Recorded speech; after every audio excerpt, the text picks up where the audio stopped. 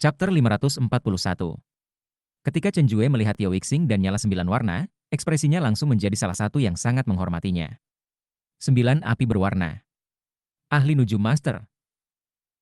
Yao Yixing mengabaikan Chen Jue, seolah-olah dia merasa pembangun jiwa bahkan tidak layak untuk dilihat.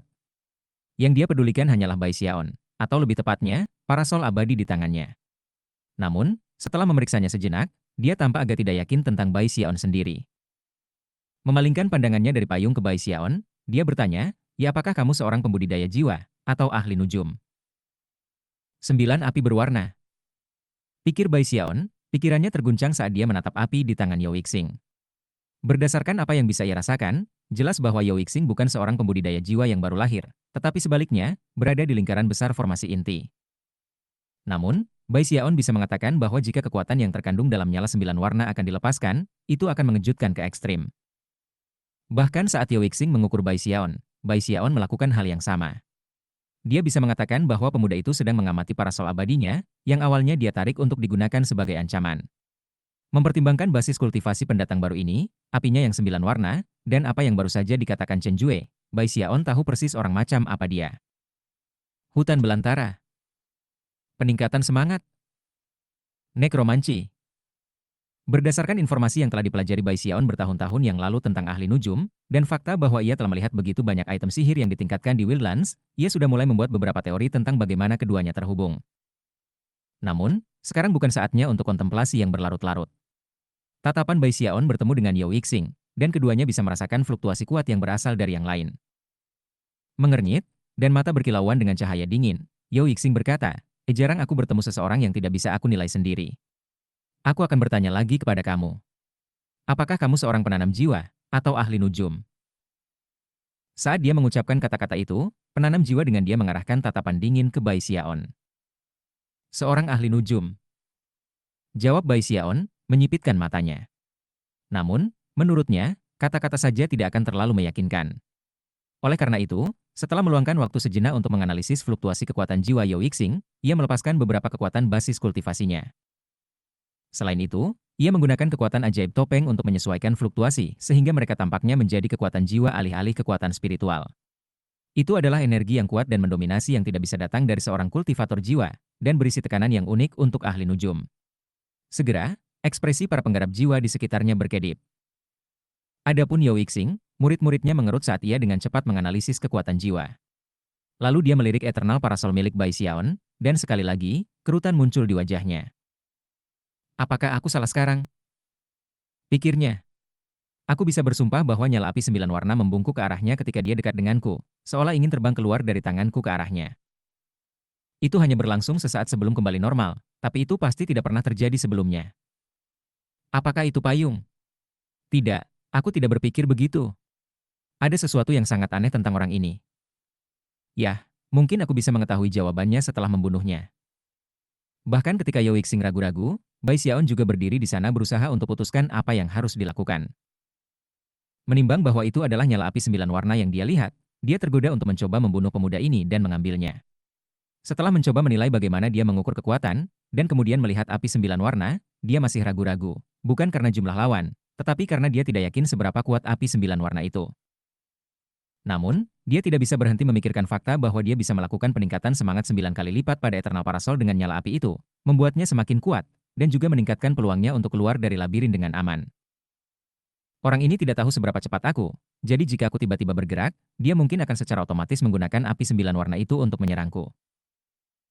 Ketika mereka saling menatap, keduanya bisa melihat dinginnya tatapan satu sama lain. Sesaat berlalu, dan kemudian Yao Yixing menunjuk ke Bai Xiaon dengan tangan kirinya. Bunuh dia. Bahkan ketika kata-kata itu keluar dari mulutnya, Bai Xiaon mengambil langkah ke depan, langsung beralih ke kecepatan tertinggi yang dia mampu. Serangkaian bayangan mengulur di belakangnya saat ia melesat ke depan dengan begitu cepat sehingga mustahil bagi siapapun untuk bereaksi. Pada saat yang hampir bersamaan ketika dia mulai bergerak, dia tepat di depan Yao Yixing, tangan kanannya bergerak maju dalam serangan tinju. Meskipun dia menginginkan nyala api 9 warna, dia tidak mengungkapkan fakta itu dalam gerakan pertamanya, yang merupakan pukulan persegi di dada Yao Yixing. Mata Yao Yixing membelalak, tidak pernah dalam imajinasinya yang terliar dia bisa menebak bahwa lawannya akan begitu cepat.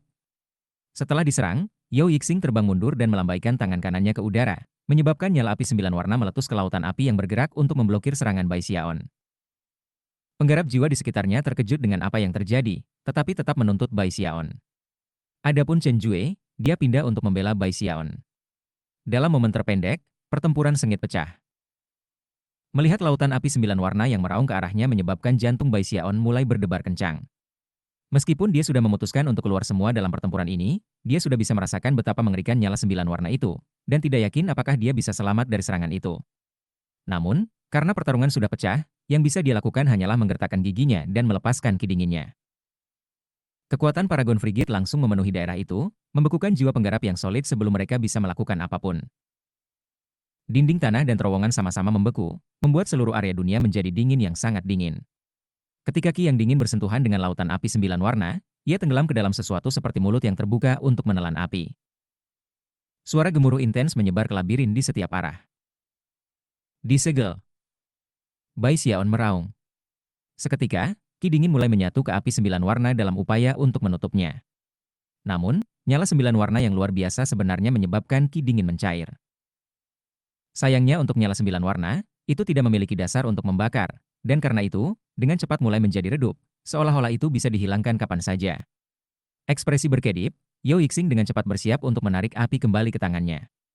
Namun, bagaimana mungkin Bai Xiaon membiarkan itu terjadi? Pada saat yang hampir bersamaan saat ki dingin itu membuat kontak dengan nyala 9 warna, dia membuka Eternal Parasolnya. Wajah aneh lagi muncul, menatap Yao Yixing, dan kemudian mulai menarik napas. Adapun Yao Yixing, yang membuatnya ngeri adalah dia merasakan sesuatu yang mengunci kekuatan hidupnya. Fakta bahwa lawannya memiliki kecakapan pertempuran yang mengejutkan, dan juga memiliki domain yang dingin, benar-benar mengejutkan. Menanggapi penampilan wajah hantu di Parasol Eternal, ia meraih dan mendorong ke bawah sigil bintang di dahinya, menyebabkan cahaya bintang meletus dalam serangan di Parasol Abadi. Parasol Eternal menggigil, namun, ia memiliki kekuatan yang cukup untuk bertarung melawan cahaya bintang Yao Yixing, yang pada gilirannya memberi Bai Xiaon cukup waktu untuk menjangkau dan mengambil api 9 warna yang tersegel. Dalam satu gerakan cairan, dia melemparkan api, dan segel ki dingin yang berisi itu, ke dalam tasnya memegang.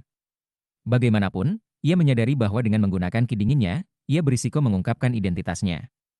Selain itu, teknik magis cahaya bintang yang baru saja digunakan Yao Yixing tampak sangat aneh, dan mengingat bahwa Bai Xiaon telah memperoleh api 9 warna, ia tidak ingin terus bertarung. Tanpa ragu-ragu, dia mulai melarikan diri ke arah yang berlawanan. Apakah kamu ingin mati? Yao Yixing meraung, matanya penuh amarah dan rambutnya mulai terurai dari simpul atasnya. Sejauh ini, dia masih belum menyimpulkan identitas Bai Xiaon. Namun, lawan ini menghalangi jalannya, telah mencuri nyala 9 warna, dan membuatnya tidak mungkin baginya untuk memiliki waktu untuk melepaskan teknik sihir apapun. Karena itu, amarahnya terbakar sangat panas. Sambil menampar tasnya dengan tangan kanannya, dia menghasilkan busur hitam yang biasanya dia simpan di punggungnya. Mengebut setelah Bai Xiaon, ia menarik tali busur ke belakang dan kemudian melepaskan panah menjerit, ilusi. Itu adalah panah jiwa yang terbentuk dari kekuatan jiwa, dan begitu meninggalkan busur, itu menembus udara untuk muncul tepat di depan Bai Xiaon. Busurnya adalah harta yang berharga yang telah menerima peningkatan roh 9 kali lipat. Kekuatan semata-mata pada layar menyebabkan mata Bai Xiaon melebar sebelum lagi membuka parasol abadi untuk membela diri.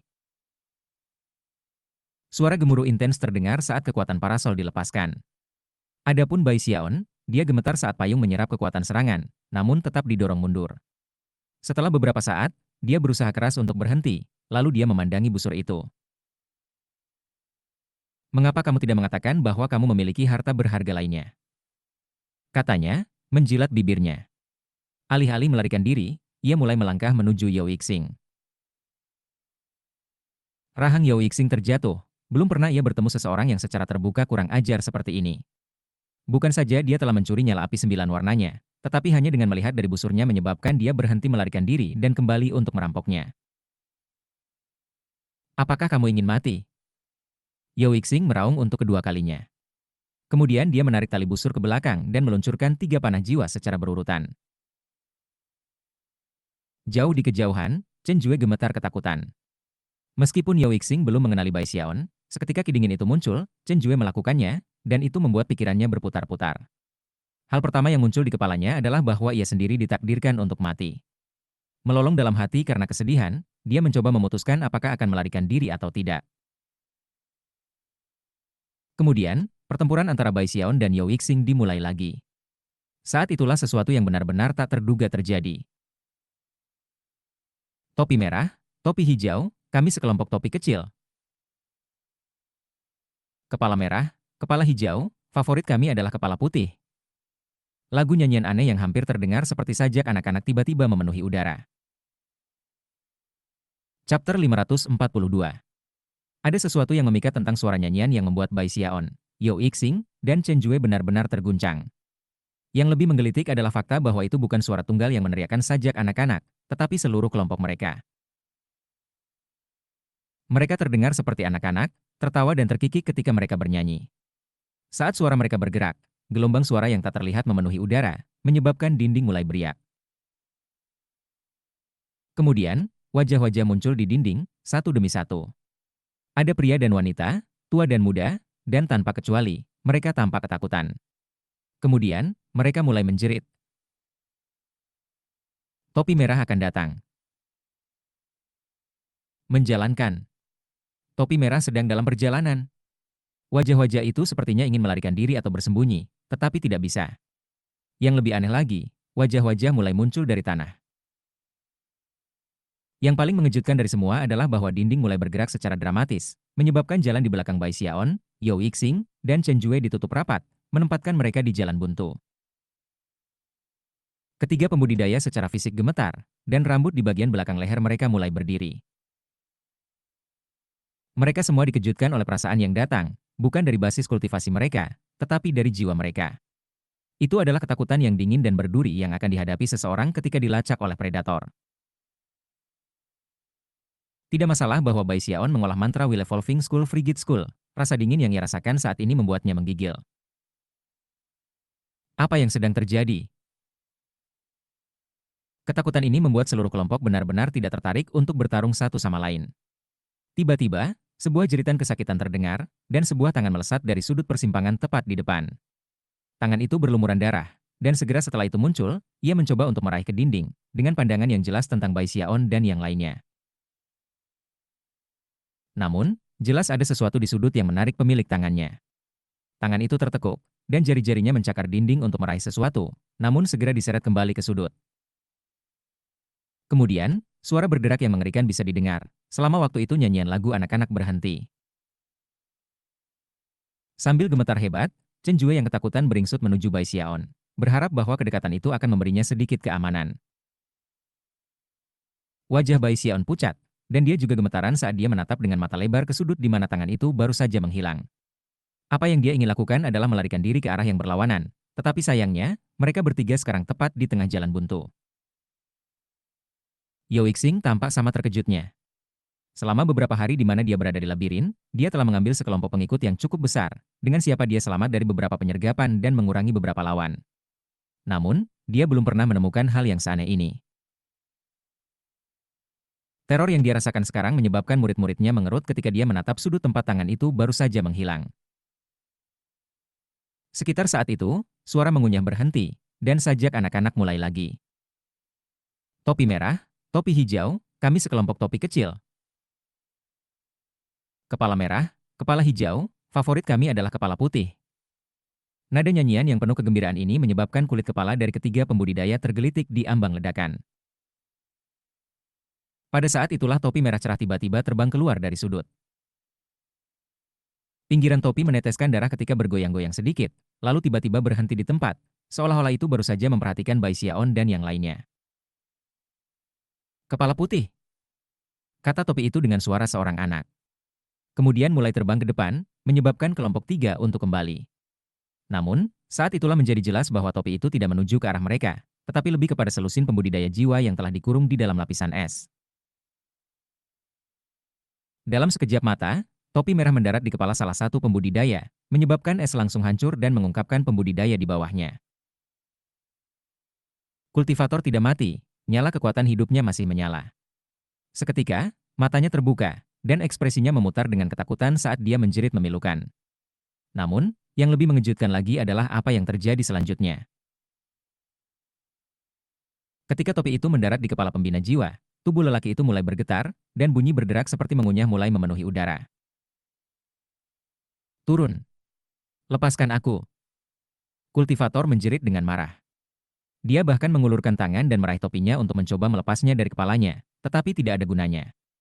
Setelah beberapa napas waktu berlalu, perjuangannya berhenti, dan dia akhirnya hanya berdiri di sana tanpa bergerak. Akhirnya, topinya terbang ke udara, meneteskan darah sepanjang waktu. Pada saat itu, Bai Xiaon dan yang lainnya bisa melihat bahwa kepala pembudidaya sekarang benar-benar putih. Itu karena tengkoraknya sekarang terlihat. Tengkoraknya tidak utuh. Ada potongan besar yang hilang, memungkinkan semua orang untuk melihat bahwa bagian dalam kepalanya sekarang benar-benar kosong.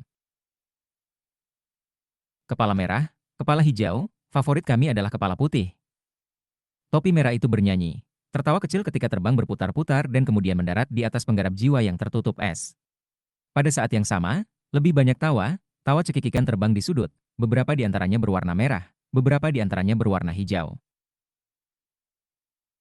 Topi merah, topi hijau, kami sekelompok topi kecil. Ada lusinan dari mereka, semuanya meneteskan darah ketika mereka terbang bersama bernyanyi. Dalam beberapa saat, topi-topi itu bertarung di antara mereka sendiri untuk mendarat di atas kepala para petani yang disegel. Namun, hanya ada sekitar selusin pembudidaya, dan lebih banyak topi dari itu. Tak lama, tidak ada lagi pembudidaya tersedia, dan topi mulai mengalihkan perhatian mereka ke Bai Xiaon, Yao Yixing, dan Chen Jue. Dalam sekejap itu, wajah-wajah di dinding dan lantai mulai menjerit. Sudah selesai. Jadi, mereka di sini. Topi yang tersisa mulai tertawa senang ketika mereka menembak ke arah kelompok 3. Bai Xiaon sudah sangat kencang. Melolong, dia melambaikan tangannya untuk mengirim lebih dari 1.000 jimat kertas menampar tubuhnya. Pada saat yang sama, dia melemparkan seluruh tumpukan ke Chen Jue. Lari untuk hidupmu, teriaknya. Kemudian dia mulai bergerak, secara bersamaan mengenakan banyak lapisan baju besi, menyebabkan suara menampar bergema. Cahaya yang berkilauan dari lebih dari 10 lapis armor memenuhi terowongan, bersama dengan gemerlapnya jimat kertas. Dalam sekejap mata, dia berada di kejauhan, berkobar dengan kecepatan penuh dengan 7 atau 8 topi mengejarnya. Chen Jue mengertakkan gigi dan menampar jimat kertas ke dirinya sendiri, secara bersamaan melepaskan kekuatan basis kultivasinya saat ia bersiap untuk pergi keluar. Memanfaatkan setiap teknik ajaib yang bisa dipikirkannya, ia mulai melarikan diri, 5 atau 6 topi mengejarnya dengan tabah. Yao Yixing berdiri di sana dengan heran. Dia hampir ingin menangis karena ketidakadilan semua itu. Hanya 7 atau 8 topi mengejar Bai Xiaon, dan hanya 5 atau 6 mengejar Chen Jue, meninggalkannya di sana dengan hampir selusin topi untuk diurus. Bagaimana ini bisa terjadi? Dia mengerang, wajahnya berubah pucat. Kemudian, tepat ketika selusin topi mulai terbang ke arahnya, dia mengertakkan gigi dan mengirim cahaya bintang yang keluar dari bintang sigil untuk mengisi area itu. Topi tiba-tiba terbang keluar dari sisi lain cahaya bintang, seolah-olah mereka tidak dapat menemukan Yao Yixing sama sekali. Kemudian, cahaya bintang mulai memudar, dan Yao Yixing tidak terlihat. Topi-topi itu memeriksa daerah itu dengan saksama, tetapi ketika mereka tidak dapat menemukan apapun, mulai terbang lagi, bernyanyi sepanjang waktu. Sementara itu, di lokasi lain di labirin, lebih banyak cahaya bintang muncul, dari mana Yao Yixing terhuyung keluar, batuk darah dalam jumlah besar seperti yang dia lakukan. Wajahnya sepucat selembar kertas, dan bintang sigil di dahinya jauh lebih redup daripada sebelumnya. Sial, aku tidak percaya aku harus menggunakan kekuatan sigil bintang klanku. Memikirkan kembali ke topi aneh, dia tidak bisa menahan diri untuk tidak menggigil. Setelah melihat sekeliling untuk memastikan bahwa tidak ada dari mereka di daerah itu, dia akhirnya menghela nafas lega. Dia mencuri nyala 9 warna aku, dan kemudian mencoba merampok busur aku yang berharga. Dia memiliki ki dingin dan tubuh kedagingan yang kuat. Mengapa dia tampak sangat mirip Bai Xiaon? Setelah meninjau semua yang dia ingat tentang Bai Xiaon, dia lebih yakin daripada sebelumnya bahwa dia baru saja bertemu dengannya, namun, tidak bisa memastikan. Jika itu benar-benar Bai Xiaon, itu berarti dia memiliki semacam barang yang memungkinkan dia mengubah auranya. Tapi, sial. Teleportasi keluar dari situasi itu membuat aku benar-benar berbalik. Aku harus mulai mencari petunjuk untuk menemukan jalan yang benar lagi. Sambil mendesah, dia mulai bergerak melalui terowongan labirin sekali lagi. Chapter 543. Di lokasi di mana Bai Xiaon, Chen Jue, dan Yao Yixing baru saja bertengkar dengan topi, sekarang hanya ada selusin pembudidaya jiwa, berdiri di sana tanpa bergerak. Mereka tidak lebih dari mayat, dengan tengkorak putih mereka yang kosong terlihat jelas. Itu pemandangan yang sangat aneh. Wajah-wajah di dinding dan lantai mulai bernapas lega dan secara bersamaan mengobrol satu sama lain tentang apa yang baru saja terjadi. Mereka akhirnya pergi. Topi merah sudah pergi. Hahaha. Topi-topi itu bertingkah sangat aneh hari ini. Mereka sama sekali tidak menggertak kita. Ya, kamu benar sekali. Memang sangat aneh. Sesuatu yang aneh sedang terjadi. Kemudian, di tengah percakapan mereka, ekspresi mereka berkedip, dan mata mereka membelalak. Melihat ke bawah terowongan, mereka semua menutup mulut. Saat ini, teror yang berkilauan di mata mereka jauh melebihi apa yang berasal dari topi, dan mereka semua mulai menggigil. Lebih jauh ke bawah terowongan, sosok itu menjadi terlihat, pada awalnya buram, tetapi dengan cepat menjadi jelas. Itu adalah wanita muda yang cantik dengan rambut panjang. Untuk beberapa alasan yang tidak diketahui, ada sesuatu yang sangat aneh tentangnya, meskipun tidak mungkin untuk mengatakan apa. Sudah banyak orang datang. Bahkan kakak besar ada di sini. Wanita muda itu terkekeh, matanya berubah menjadi bulan sabit kembar dalam proses dan membuatnya tampak lebih cantik. Pada saat yang sama, dia tampak sangat aneh, karena yang terlihat di matanya adalah dua murid masing-masing. Yang mengejutkan, dia memiliki satu murid besar dan satu murid kecil, yang keduanya tumpang tindih. Siapapun yang mungkin bisa menatap matanya akan terkejut sampai ke inti. Adapun Bai Xiaon, jika dia hadir, dia akan segera mengenali wanita muda ini sebagai tidak lain adalah Gongsun Wan Er. Kecuali, dia saat ini di tengah-tengah melarikan diri dengan gila untuk hidupnya dari 8 topi. Dia telah berusaha melawan, tetapi teknik sihirnya benar-benar tidak berguna melawan mereka. Dia bahkan telah menggunakan beberapa metode khusus untuk meningkatkan kecepatannya, namun topinya selalu dapat mengimbangi. Untuk apa kamu mengejarku? Kepalaku tidak terasa enak. Ketika ia berlari bersama pele-mele, ia bertemu dengan pembudidaya jiwa sesekali atau buas raksasa, yang ketika ia akhirnya menyadari bahwa topi tidak secara khusus mengejarnya. Saat topi bertemu orang lain untuk dimakan, dia perlahan-lahan bisa kehilangan mereka. Ketika akhirnya dia bebas, dia menghela nafas lega. Namun, pikiran tentang apa yang baru saja ia lalui terus menyebabkan jantungnya berdebar ketakutan. Namun, pada saat yang sama, fakta bahwa topi-topi itu menyerah mengejar dia untuk pergi setelah orang lain membuatnya merasa agak sedih. Lagi pula, jangan bilang kepalaku benar-benar tidak enak. Gerutunya. Akhirnya, dia menjernihkan pikirannya dari pemikiran-pemikiran semacam itu dan menemukan sudut yang tidak masuk akal di mana dia bisa memiliki privasi. Melambaikan tangannya, dia mengirim kabut yang menyebar untuk mengisi daerah itu, serta beberapa ki dingin untuk mengunci tempat itu. Kemudian, dia menjilat bibirnya dan mengeluarkan nyala api 9 warna dari tasnya. Setelah dengan hati-hati melepaskan segel es yang berisi itu, dia melihat dengan penuh semangat api, yang meskipun sudah redup, masih diisi dengan 9 warna.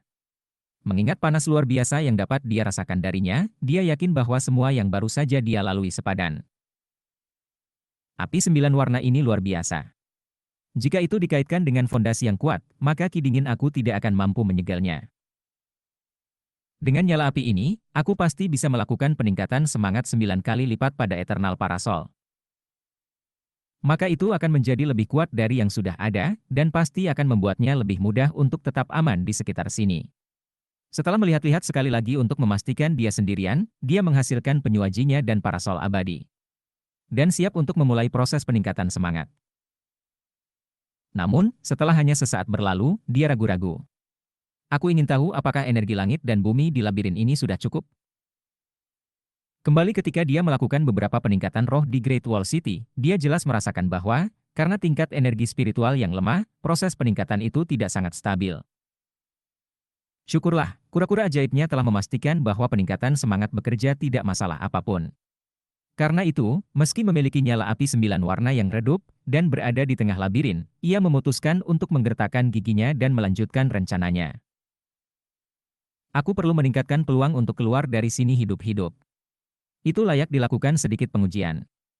Jika gagal, maka jadilah itu. Ketika datang untuk melindungi kehidupannya yang kecil dan miskin, Bai Xiaon tidak akan pernah pelit. Karena itu, ia segera memulai proses peningkatan semangat. Segera setelah nyala 9 warna diserap oleh wajan kura-kura, desain pada permukaannya mulai bersinar dengan cahaya yang menyilaukan. Bai Xiaon memandang dengan gugup, mata terbelalak, sampai desain sepenuhnya menyala. Kemudian, dia dengan bersemangat melemparkan parasol abadi ke dalam. Penyuajan segera mulai bergetar, dan desain di permukaannya bersinar lebih terang, hampir seolah-olah mereka tahu apa yang terjadi. Kemudian, desain menembak ke arah parasol abadi, berubah menjadi desain roh ke-9 di permukaannya. Getaran mengalir melalui Eternal Parasol, dan Bai Xiaon hampir yakin dia bisa mendengar sesuatu seperti sorakan yang bersemangat. Kemudian, kura-kura itu tenang, dan semuanya kembali normal. Itu berhasil. Seperti itu. Aku sama sekali tidak merasakan energi surga dan bumi. Terkejut, dia mengambil Eternal Parasol dan memeriksanya, membenarkan bahwa peningkatan roh benar-benar berhasil. Lalu dia melihat kura-kura lagi, dan akhirnya kembali ke Eternal Parasol. Setiap kali dia melakukan peningkatan roh di masa lalu, itu selalu menghasut energi surga dan bumi di daerah itu, tetapi kali ini, tidak ada yang seperti itu yang terjadi. Setelah memikirkan semuanya, mata Bai Xiaon tiba-tiba berkilau. Api itu berbeda. Untuk semua peningkatan semangatku yang lain, aku selalu menggunakan bahan bakar api multiwarna untuk membuat api sendiri. Tapi kali ini, aku memiliki api untuk memulai. Ditambah lagi, itu adalah kebakaran Wildlands. Segera, Bai Xiaon mendapati dirinya berpikir tentang pembudidaya jiwa dan ahli nujum, dan bagaimana mereka sering memiliki item ajaib dengan banyak peningkatan roh. Pada saat ini, dia merasa seperti memiliki potongan puzzle lainnya.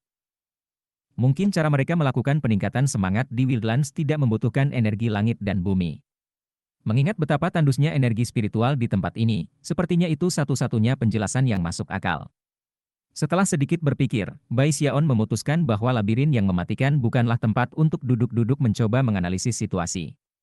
Meninggalkan pikiran tentang peningkatan semangat untuk saat ini, dia menarik kabut dan ki yang dingin, dan kemudian mulai mencari jalan keluar dengan hati-hati.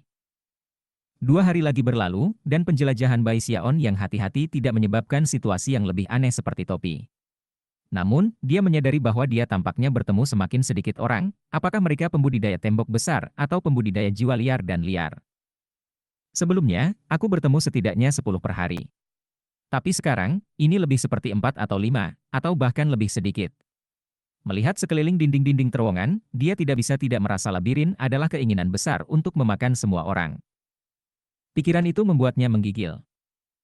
Aku tidak bisa membiarkan itu terjadi padaku. Aku harus menemukan jalan keluar. Tapi semuanya terlihat sama. Bagaimana aku keluar? Tidak ada ide yang muncul, seperti meninggalkan bekas di dinding, tidak ada gunanya sama sekali. Akhirnya, dia hanya menggunakan metode lamanya, yang agak tanpa berpikir, berpegang teguh ke kanan. Ketika ia melanjutkan, 3 hari lagi berlalu. Segera, dia merasa sangat tersesat sehingga dia pusing, dan juga cemberut di ambang air mata. Saat itulah ia berbelok di sudut dan melihat sesuatu yang menyebabkan matanya melebar. Sensasi menyeramkan memenuhi dirinya, menjadi dingin es yang membuatnya terengah-engah. Tidak ada topi. Alih-alih, ia mendapati dirinya melihat sesuatu seperti sebuah alun-alun besar yang terbuka, dengan terowongan mengarah ke sana dari keempat arah. Tepat di tengah alun-alun ada 2 lilin besar dengan api hijau yang mengeluarkan cahaya aneh, berkedip-kedip. Sebagai hasil dari bayang-bayang yang dilemparkan oleh api, alun-alun itu tampak benar-benar menakutkan. Duduk di antara 2 lilin adalah piring besar, di atas yang merupakan tumpukan roti kukus seperti gunung. Namun, roti ini tampaknya basah oleh darah, sedemikian rupa sehingga mereka meneteskannya. Itu adalah pemandangan yang mengerikan yang menyebabkan kulit kepala Bai Xiaon menggeliat begitu keras hingga rasanya seperti meledak. Berkumpul di alun-alun adalah beberapa ratus pembudidaya tembok besar dan pembudidaya jiwa wildlands dan liar. Bahkan ada beberapa ahli nujum juga. Mereka semua berdiri di sana tanpa bergerak, mengekspresikan kegilaan saat mereka menatap roti yang berlumuran darah.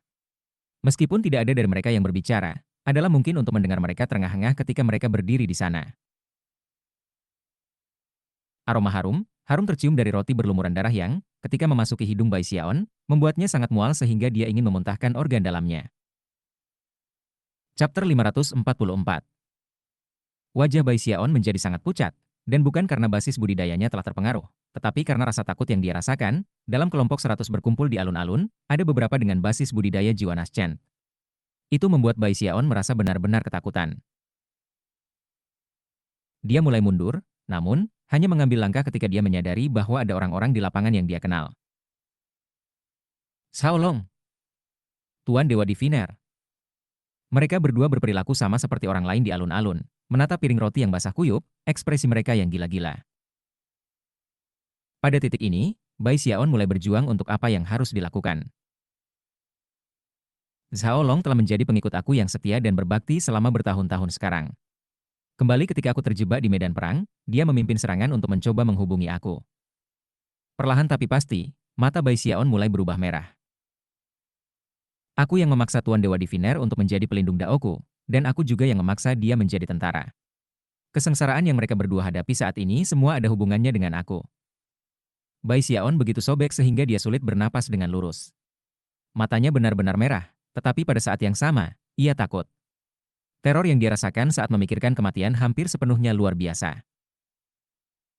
Jelas, alun-alun yang terbentang di depannya adalah lokasi bahaya yang ekstrim. Jika dia berbalik dan pergi sekarang, kemungkinan besar dia bisa pergi dengan selamat. Tetapi jika dia melangkah ke alun-alun, siapa yang tahu apakah dia akan terseret ke dalam bencana. Ketika dia berdiri di sana bergelimang keraguan-raguan, hampir seolah-olah ada dua orang di kedua sisinya, yang satu menyuruhnya pergi menyelamatkan teman-temannya, yang lain berteriak padanya untuk segera melarikan diri. Bai Xiaon tidak bisa tidak memikirkan kembali situasi dengan klan Luochen bertahun-tahun yang lalu. Meskipun kesulitannya saat ini tidak persis sama, itu pasti mirip. Ketika dia berdiri di sana dengan bimbang, api di atas lilin besar tiba-tiba menari dengan liar, yang menyebabkan beberapa ratus pembudidaya di alun-alun tiba-tiba melolong dengan marah ketika mereka bergegas menuju piring roti yang berlumuran darah. Di mata mereka, apa yang ada di piring di depan mereka bukanlah setumpuk roti berlumuran darah, tetapi kemampuan untuk hidup selamanya, atau untuk meningkatkan basis budidaya mereka, atau jenis-jenis lain dari keberuntungan yang luar biasa. Dalam momen yang singkat, mereka semua menjadi gila, bahkan melangkah lebih jauh dengan mulai bertarung satu sama lain untuk menjadi yang pertama yang mengambil roti yang berlumuran darah. Mereka yang berhasil menguasai salah satu dari mereka akan dengan senang hati menggigit besar dan kemudian mulai tertawa terkekeh-kekeh. Siapapun yang tidak mendapatkan salah satu roti yang basah kuyup akan marah dan mencari seseorang untuk mencuri roti. Adegan yang bermain di depan Bai Xiaon sekarang membuatnya gemetar ketakutan dan teror. Lebih jauh lagi, karena dia menonton dari sudut pandang orang luar, dia dengan cepat menyadari bahwa tidak ada dari mereka yang benar-benar makan roti yang basah kuyup. Apa Bai Xiaon diasumsikan sebagai roti korporeal sebenarnya tidak nyata. Orang-orang di alun-alun sebenarnya memperebutkan apapun. Lebih jauh lagi, mereka yang percaya bahwa mereka sedang makan roti sebenarnya dengan rakus melahap tangan mereka sendiri. Beberapa dari mereka sudah merenggut jari mereka sendiri, menyebabkan darah menyembur kemana-mana. Namun, mereka tidak puas. Dengan kegilaan total mereka melanjutkan untuk menggigit telapak tangan mereka, meremasnya sampai ke pergelangan tangan. Dan beberapa dari mereka bahkan mengunyah ke siku mereka sendiri, ekspresi kegembiraan di wajah mereka sepanjang waktu. Mereka yang berada di alun-alun yang tidak mampu merebut salah satu dari roti yang berlumuran darah, dengan gila mencoba untuk merobek tangan dan lengan dari mereka yang memiliki. Pertempuran pahit sudah terjadi di mana-mana. Beberapa orang ditebang oleh serangan magis, dan ketika daging dan darah mereka meledak, yang lain di daerah itu akan menumpuk ke mereka dan mulai berpesta. Ketika semua hal ini mulai terjadi, nyala api dari dua lilin yang sangat besar menari-nari, dan suara-suara perempuan dapat terdengar, bernyanyi. Makan, makan. Lezat, bukan? Bai Xiaon merasa seolah-olah pikirannya dihantam oleh petir yang tak terhitung jumlahnya, dan dia terlihat gemetar melihat kengerian di depannya. Pada saat itulah dia melihat Tuan Dewa Diviner akhirnya mendapatkan salah satu dari roti berlumur darah, dan kemudian mulai tertawa terbahak-bahak saat dia mengangkat tangannya ke arah mulutnya. Di luar, Zhao Long, yang tidak berhasil mendapatkan hadiah itu, sekarang mulai memperebutkan salah satu mayat para penggarap lainnya. Pada saat itu, keraguan Bai Xiaon menghilang. Mata merah, dia membuat keputusan. Melemparkan kehati-hatian pada angin, dia melangkah maju. Begitu kakinya menyentuh di depannya, segala sesuatu di sekitarnya tampak melambat. Pada saat yang sama, ki dinginnya berlari ke segala arah untuk mengisi kotak. Detik berikutnya, Bai Xiaon bergerak dengan kecepatan luar biasa sehingga, dikombinasikan dengan teleportasi domain dinginnya, ia muncul tepat di depan Master God Diviner. Tanpa ragu-ragu sama sekali, dia mengulurkan tangan dan meraih tangan Tuan Dewa Diviner secara instan sebelum mencapai mulutnya.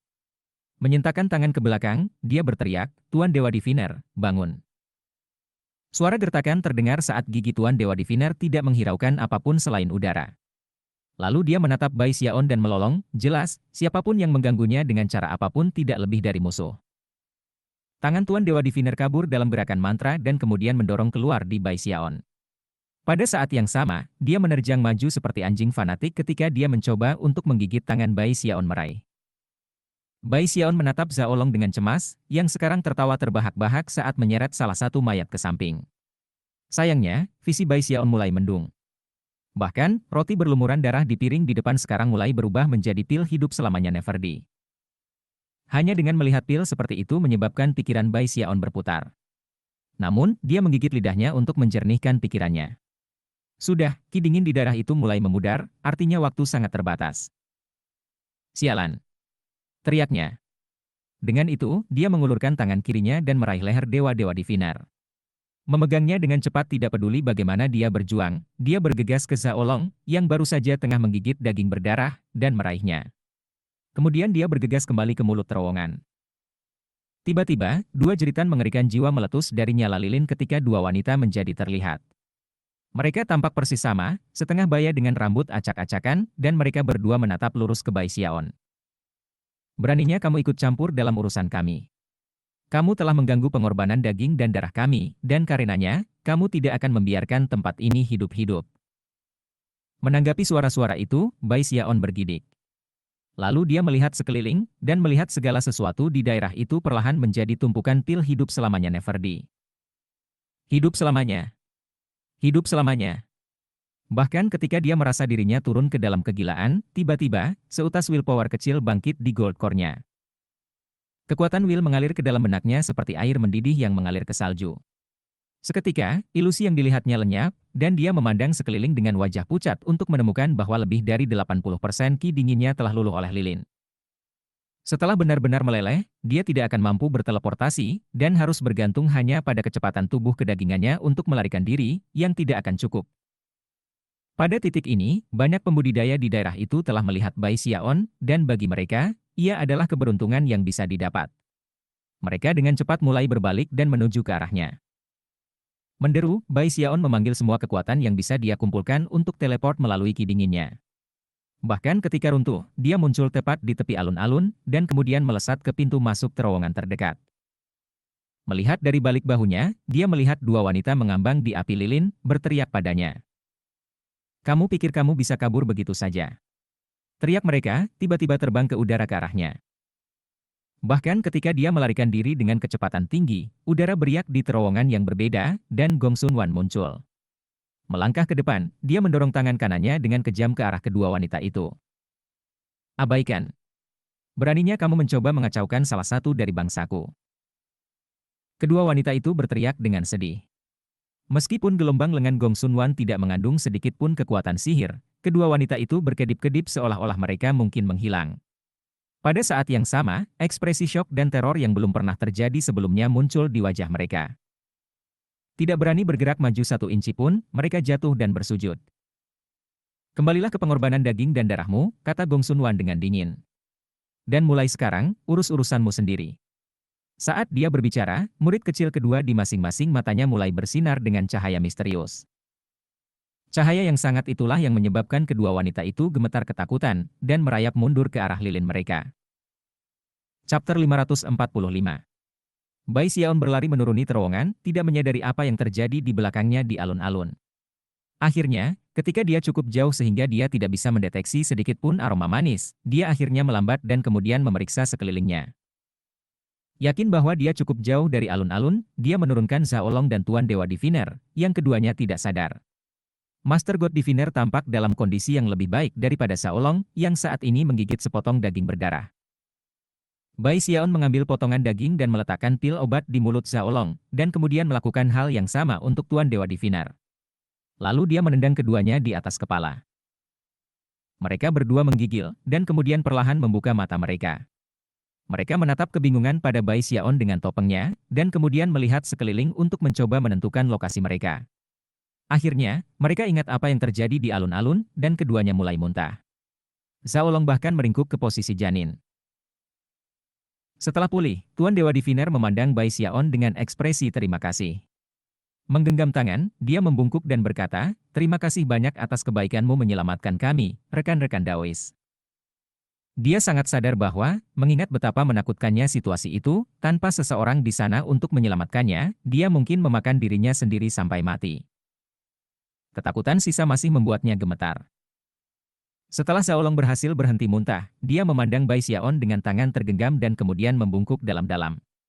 Meskipun Bai Xiaon tampak seperti seorang kultivator jiwa, dia masih sangat berterima kasih. Tempat ini sangat berbahaya, kata Bai Xiaon. Kalian berdua menjaga dirimu sendiri. Sekarang, dia merasa lelah secara fisik dan emosional. Dari saat dia memasuki labirin ini, dia telah bertarung dengan para pembudidaya atau lari dari entitas yang menakutkan, dan itu semakin sulit untuk ditangani. Apakah itu topi merah atau roti berlumuran darah, mereka semua meninggalkan Bai Xiaon merasa sangat terancam. Sambil mendesah, dia memberi Tuan Dewa Diviner dan Xiaolong beberapa pil obat dan jimat kertas, lalu pergi. Dia memilih untuk tidak membawa mereka, jika identitasnya terungkap, itu akan menempatkan mereka semua dalam bahaya besar. Selain itu, dia merasa bahwa berkeliling di tempat ini sendirian jauh lebih aman. Setelah dia pergi, Tuan Dewa Diviner dan Xiaolong bertukar pandangan diam-diam, lalu menatap ke bawah pada pil obat dan jimat kertas yang telah diberikan kepada mereka. Kemudian mereka berbicara sedikit, yang membawa mereka pada keputusan untuk bergabung. Beberapa hari lagi berlalu. Bai Xiaon berjalan melalui labirin dengan hati-hati seperti biasa. Sayangnya, setelah meninggalkan alun-alun dengan roti yang basah kuyup, dia sama tersesatnya seperti sebelumnya. Sambil menggertakkan giginya, dia menggunakan metode yang sama seperti sebelumnya untuk mencoba mencari tahu di mana tepatnya dia berada. Namun, semakin banyak waktu yang berlalu, semakin ketakutannya meningkat. Tak lama, dia mencapai titik di mana dia tidak melihat orang lain selama 2 hari penuh. Seluruh labirin tampak dipenuhi dengan tidak lain dari mayat, dan hatinya terluka sekencang tali busur yang kencang.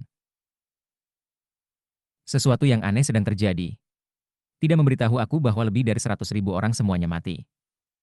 Pikiran itu membuatnya merasa benar-benar tertekan. Dia tidak tahu kemana dia menuju, dan tidak bisa menemukan jalan keluar. Dia tidak bisa meninggalkan bekas di dinding untuk melacak di mana dia berada, dan benar-benar merasa dia berputar-putar. Di atas semua itu, dia sekarang merasa seperti sendirian. Dia sangat gelisah tentang segala sesuatu, sehingga dia bahkan tidak berpikir tentang topeng dan penyamarannya. 1 hari berlalu. Dia telah memutuskan untuk menambah kecepatan, namun masih belum menemukan orang lain. Terornya tumbuh.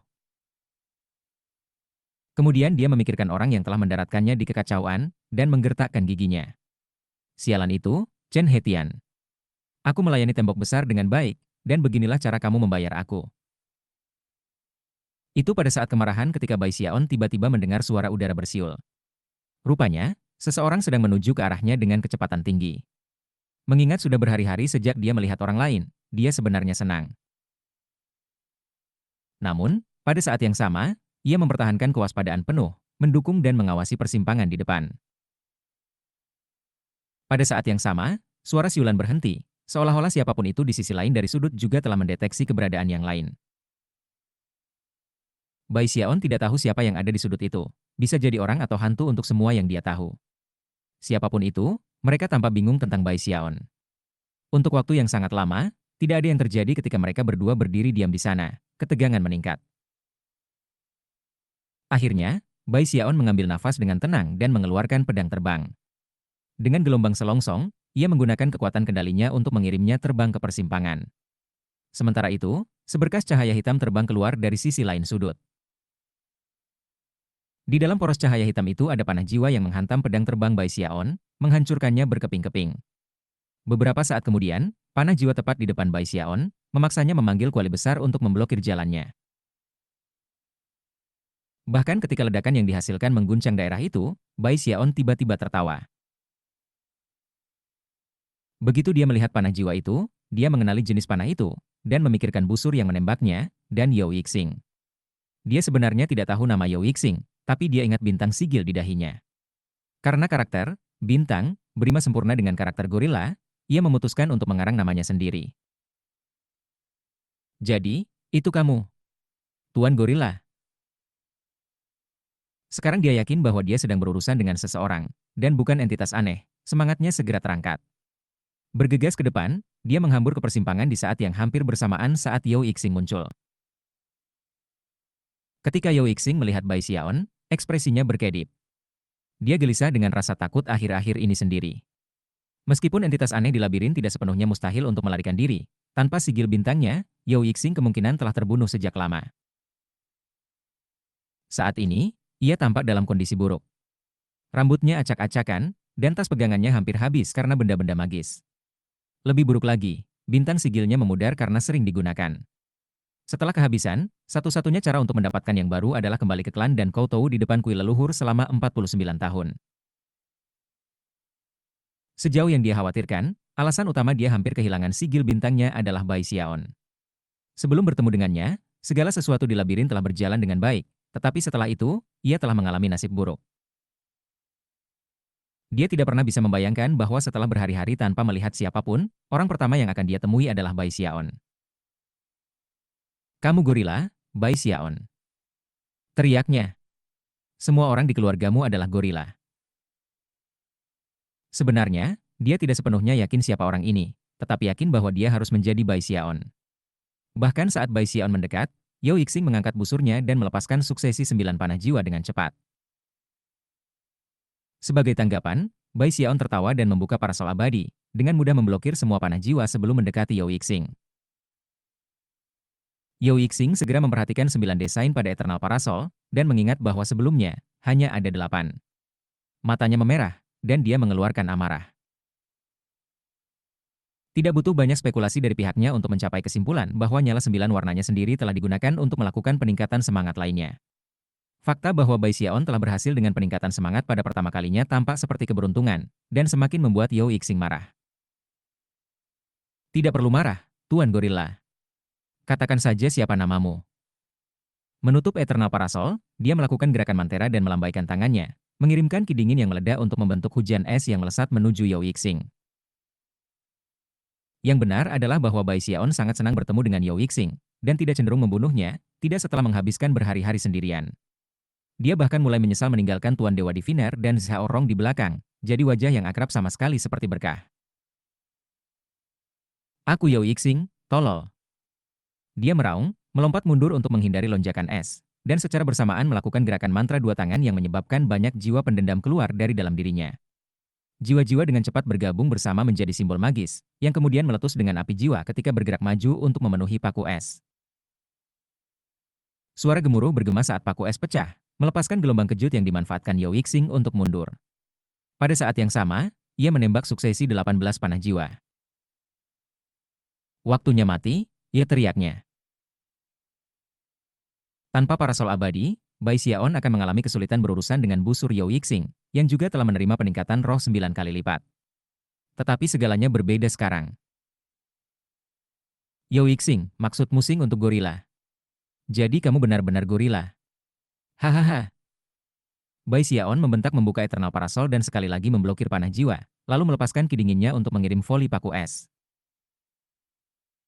Rencananya adalah untuk menangkap Yao Yixing hidup-hidup, dan kemudian mudah-mudahan mengambil beberapa rahasia ahli nujum darinya. Lebih baik lagi, jika dia bertemu musuh yang kuat, dia bisa membuangnya sebagai umpan atau umpan meriam. Chapter 546. Boom bergema bolak-balik di terowongan saat kekuatan sebenarnya dari parasol abadi ditampilkan. Tidak ada satupun dari 18 panah jiwa yang melukainya, dan meskipun Bai Xiaon tidak bisa melihat wajah aneh di atas payung, Yao Yixing bisa. Bagi Yao Yixing, wajah tersenyum itu tampak menakutkan, bahkan mengingatkannya pada topi merah dari sebelumnya.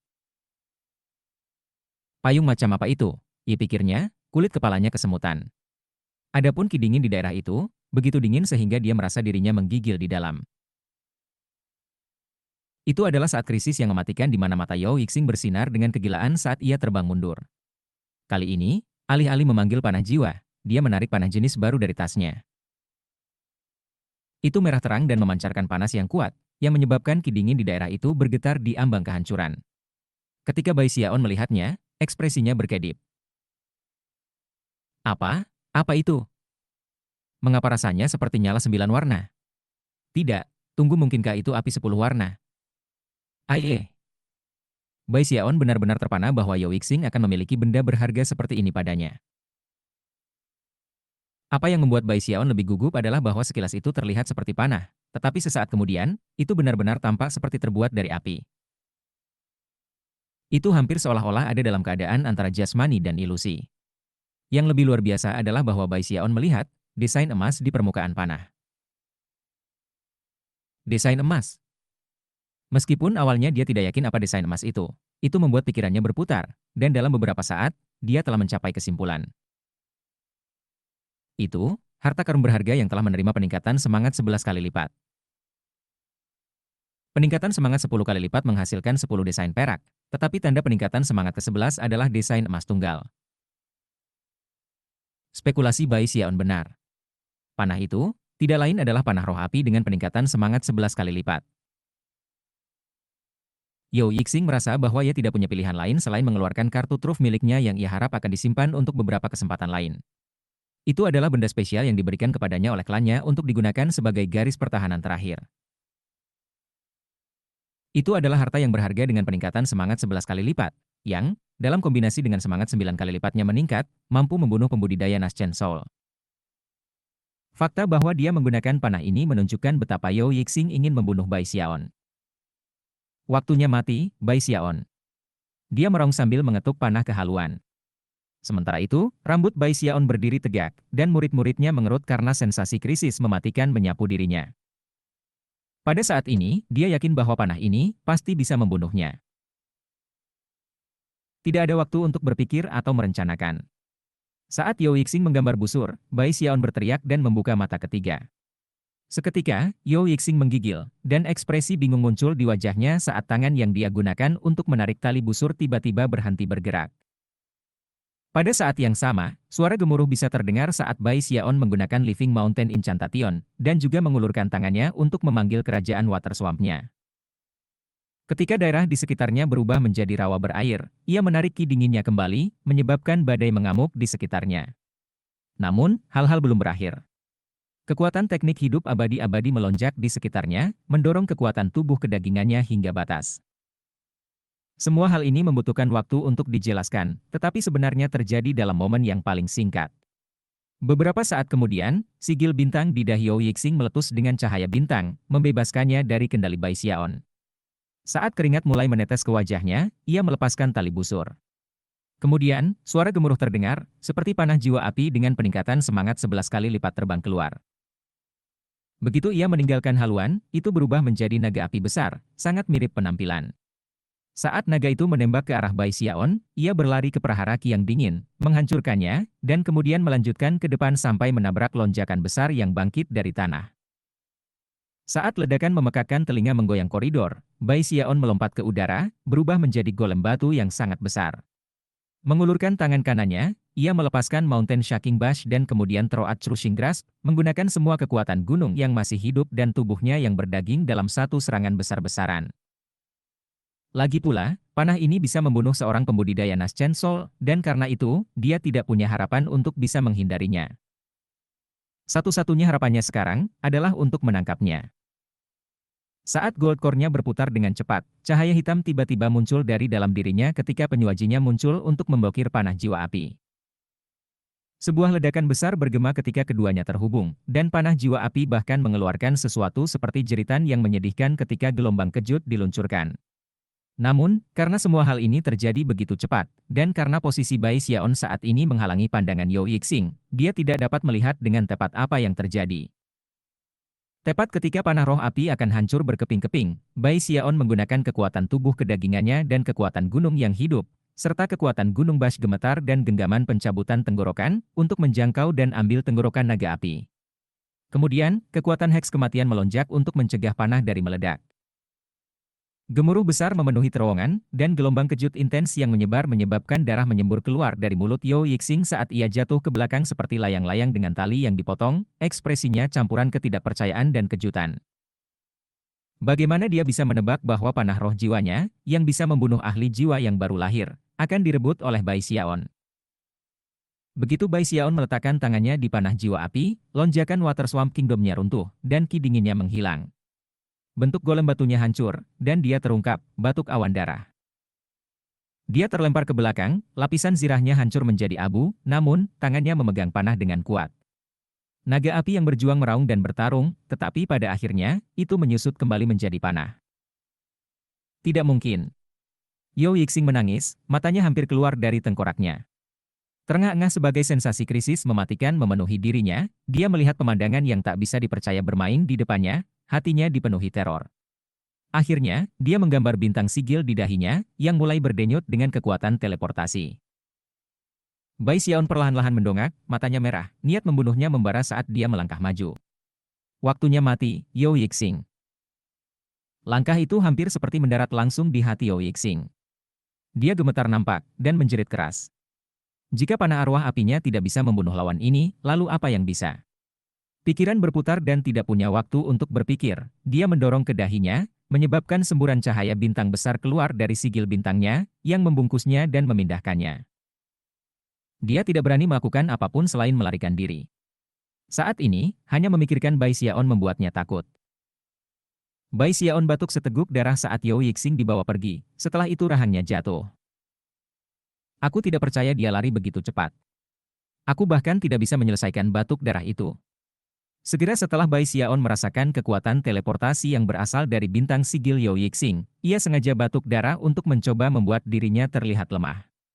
Rencananya adalah menipu Yao Yixing agar tetap tinggal, dan kemudian menunjukkan betapa kuatnya dia sebenarnya. Idealnya, dia akhirnya akan membunuh Yao Yixing. Namun, menyimpang dari semua harapannya, Yao Yixing bahkan tidak menunggu dia untuk batuk darah sebelum menghilang. Menghela nafas, Bai Xiaon mengeluarkan pil Vestise Godly dan mengkonsumsinya. Ketika dia mulai pulih dari pertarungan, dia melihat panah di tangannya dan kemudian mulai tertawa riang. Aku mungkin tidak seharusnya membunuh Yao Yixing ini. Setiap kali kita bertarung, dia akhirnya memberiku barang berharga. 9 api berwarna. Panah jiwa dengan peningkatan semangat 11 kali lipat. Hahaha. Ada juga haluannya. Setelah mencapai titik ini dalam jalur pemikirannya, ia dengan bersemangat memikirkan kembali pertarungan yang baru saja dimainkan. Panah itu sangat kuat, sedemikian rupa sehingga dia takut padanya. Jika bukan karena ia menggunakan Heavenspan Dharma Eye dan perlindungan penyu-penyu, ia akan ditangkap, atau benar-benar dihancurkan. Chapter 547. Itu benar-benar busur yang bagus. Bai Xiaon berpikir, menjilat bibirnya. Semakin dia merenungkan betapa menakjubkannya haluan itu, semakin dia bersemangat, dan pada saat yang sama, menyadari bahwa dia telah melakukan tindakan yang terlalu baik sebelumnya. Jika tidak, ia tidak akan menakuti bintang keberuntungannya. 1. Aku mungkin tidak akan memanggilnya Tuan Gorila di masa depan. Sayang sekali labirin ini begitu besar. Kemungkinan besar aku tidak akan bertemu dengannya lagi. Sambil mendesah, dia menyadari bahwa dia sudah merindukan Yao Yixing. Sesaat kemudian, dia melihat kembali ke arah panah jiwa api dengan peningkatan semangat 11 kali lipatnya. Panah itu hanya terus membuat dia lebih terguncang, terutama dengan cara yang tampak berkedip-kedip antara ilusi dan jasmani. Semakin lama dia melihatnya, semakin dia merasa seperti menarik jiwanya sendiri. Apakah panah itu sendiri luar biasa, atau itu peningkatan semangat 11 kali lipat yang membuatnya begitu luar biasa? Mengambil napas dalam-dalam, dia berpikir kembali ke Heavenhorn Sword kembali di sekte penantang sungai, dengan semangat 10 kali lipatnya peningkatan. Bagaimana mungkin pedang itu berubah jika memiliki peningkatan 11 kali lipat? Agaknya, itu akan menjadi lebih luar biasa dari sebelumnya. Sungguh panah yang luar biasa, pikirnya, dengan cepat memasukkan panah ke dalam tasnya. Menepuk-nepuk tasnya dengan puas, dia merenung bahwa dia benar-benar mendapat untung dengan datang ke labirin. HMMMMPHH. Aku yakin tak seorang pun di labirin ini lebih kaya dariku, bahkan Deva itu pun tidak. Aku punya barang-barang di tas pegang yang bahkan akan mengejutkannya. Meskipun dia cukup bangga pada dirinya sendiri, dia juga tidak bisa melupakan semua cobaan dari beberapa hari terakhir, dan hal-hal aneh yang telah terjadi. Itu membuatnya merasa agak kaku, dan mengusir perasaan bangga. Dia bahkan harus mengingatkan dirinya sendiri bahwa dia tidak harus membiarkan dirinya menjadi lemah dalam kehati-hatiannya. Tidak ada jumlah kekayaan yang bernilai lebih dari hidup kecilku yang malang. Sambil menggelengkan kepalanya, dia melihat sekeliling dengan hati-hati sebelum melangkah maju. Sementara itu, di sebuah terowongan yang tidak terlalu jauh dari Bai Xiaon, cahaya bintang berputar, dan Yao Yixing melangkah keluar ke tempat terbuka, batuk seteguk darah.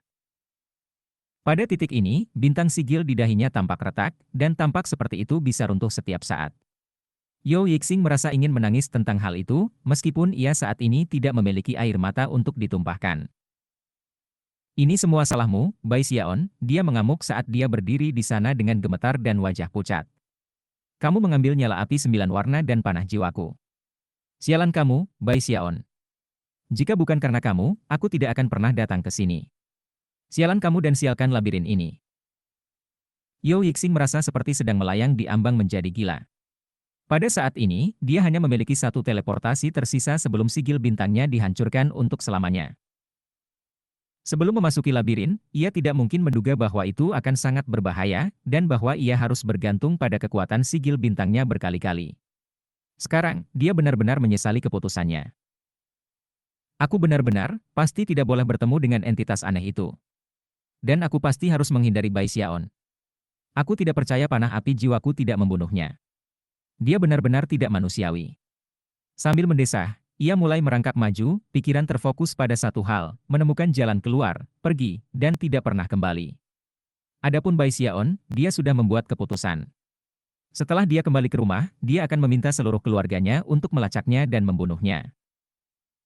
Saat Yo Yixing memutuskan untuk menghindari Bai Xiaon dengan cara apapun, Bai Xiaon berjalan melalui labirin, merasa pusing karena semua dinding terlihat persis sama. Di mana jalan keluar itu? Pikirnya cemas. Ini gila. Aku benar-benar berbalik. Baiklah, terserahlah. Aku hanya akan menghitung persimpangan ini sebagai titik awal aku. Mengambil napas dalam-dalam, dia mengeluarkan slip batu giok dan kemudian melanjutkan dengan kebiasaan sebelumnya menempel di sebelah kanan. Namun, kali ini, ia mencoba mengambil langkah-langkah yang terukur dan seragam. Pada saat yang sama, ia mulai menelusuri jejaknya di batu giok. Butuh kesabaran, tetapi dia tetap melakukannya. Setiap kali dia mencapai persimpangan, dia akan memilih sisi kanan. Secara bertahap, garis besar rutenya mulai terbentuk di batu giok. Beberapa hari lagi berlalu. Pada titik ini, dia sudah berada di labirin selama hampir sebulan.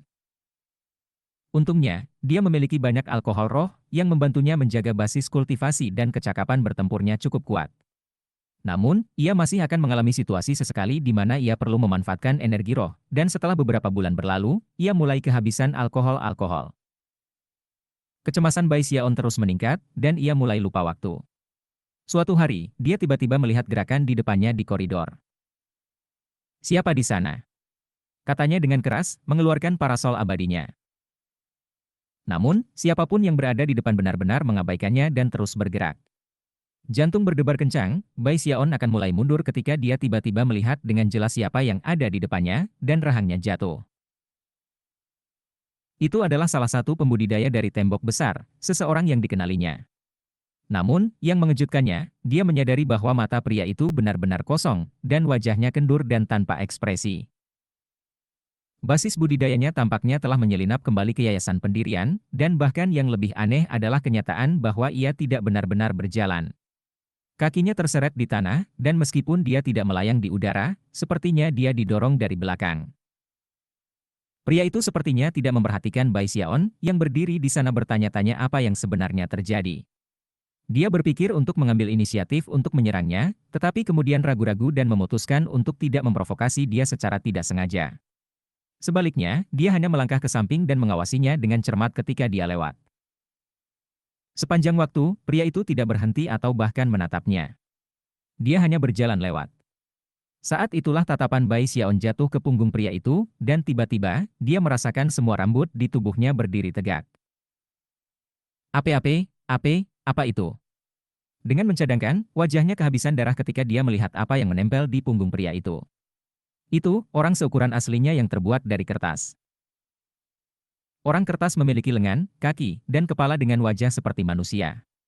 Itu menempel di punggung pembudidaya seolah-olah itu selalu menjadi bagian dari dirinya, namun, Bai Xiaon bisa mengatakan bahwa kekuatan hidup dan kekuatan basis kultivasi terus mengalir dari petani ke orang kertas. Mata orang kertas tertutup, tetapi Bai Xiaon bisa melihat dengan jelas bahwa ekspresinya, dan juga fitur wajahnya, perlahan-lahan mulai menyerupai kultivator yang terjebak padanya. Keanehan tontonan itu menyebabkan Bai Xiaon menggigil ketakutan, dan bahkan meletakkan tangannya di atas mulut karena ketakutan. Khawatir bahwa dia mungkin menarik perhatian petugas kertas, dia hanya melihat kultivator itu berguling ke kejauhan. Lalu dia menghela nafas lega.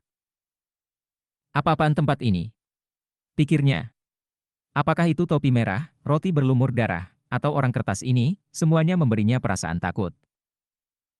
Lebih lanjut, orang kertas itu sepertinya sesuatu yang tidak bisa dilawan dengan menggunakan basis kultivasi, tetapi sesuatu yang mempengaruhi jiwa secara langsung. Setelah semua yang terjadi sejauh ini, Bai Xiaon merasa sangat gelisah. Tidak berani melanjutkan ke arah yang telah dia tuju, dia memilih jalan baru dan terus mencoba melacak kemajuannya. Namun, terlepas dari kewaspadaannya, ia segera menyadari bahwa ada 5 orang di depan. Beberapa adalah pembudidaya tembok besar, beberapa pembudidaya jiwa, dan beberapa adalah raksasa biadab. Selain itu, mereka semua berjalan dengan susah payah seperti kultivator yang dia lihat sebelumnya. Karena mereka berjalan menjauh darinya, dan dengan demikian membelakangi dia, dia dapat melihat bahwa ada orang-orang kertas menempel pada mereka semua. Sambil menarik napas dalam-dalam, dia mulai mundur, lalu mengambil arah lain. Namun, yang mengejutkannya, itu tidak lama sebelum dia bertemu dengan sekelompok 10 pembudidaya, yang semuanya memiliki orang-orang kertas menempel di punggung mereka. Sial, apa yang terjadi? Bai Xiaon dengan cemas mengambil jalan baru untuk diikuti, dan setelah sedikit waktu berlalu dan dia tidak melihat orang-orang kertas, akhirnya dia menghela napas lega.